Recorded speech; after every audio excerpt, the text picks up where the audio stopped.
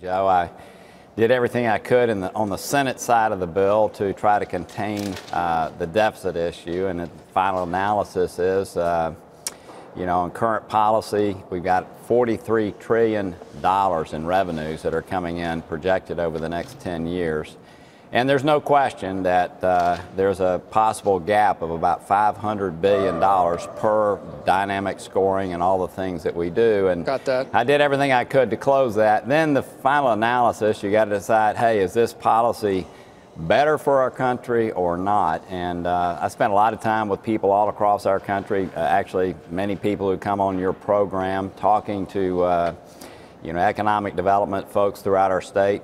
In particular, the foreign direct investment. But I think for me to have the corporations in our country be competitive, have the international component taken care of, I felt like it was, we were better off with this. And I'm glad to be behind it, but man, it's been it's not been fun. Let's talk about what happened. So okay. You had a reporter call you and mention to you that there was something that you weren't aware of that was in the bill that was going to benefit you personally in terms of real estate, right?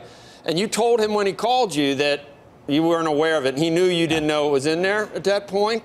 Is that a fact? Yeah. So let's walk through. So the Senate passes a bill, the House passes a bill, and so as that was being reconciled, I sat down with leadership one-on-one. Obviously, they were hoping I would support the bill, and I went through all the provisions that were different. This one obviously was not a part of that, or not mentioned, not thought to be a big enough issue to mention to me. So then the bill gets, on Friday, I decide that I'm going to support the bill. I get a call Saturday evening about this provision. So you had already decided. Yeah, you had already decided absolutely. to support it. Absolutely. And you swear. And by the way, and these people know that. Okay. No, the other thing was in there, though. No, I know, but he was already public. Right. It was already public. Yeah. You didn't know. Yeah, it was already public. Yeah.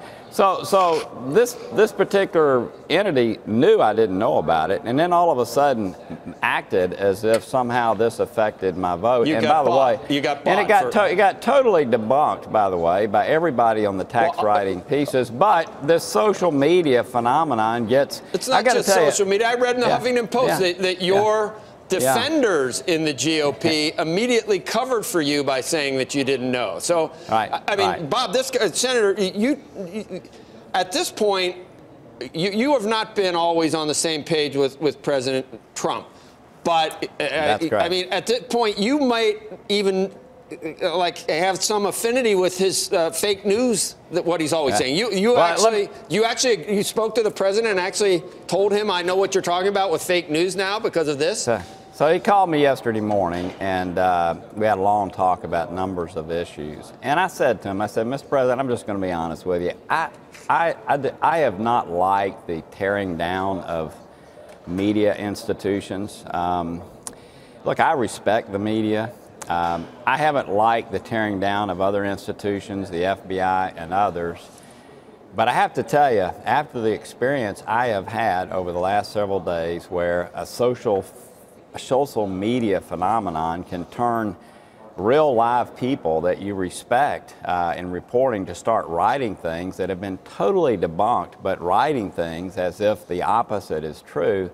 I have some empathy, if you will, for what you have been dealing with. So yeah, I mean, I still don't like the whole, I've never even used the word, to my knowledge, ever, fake news. I don't like all that, but I now understand what some of the things that people are dealing with, and to have it I've had to deal with that recently, and I now understand the problem. And it's apparently these things get trending.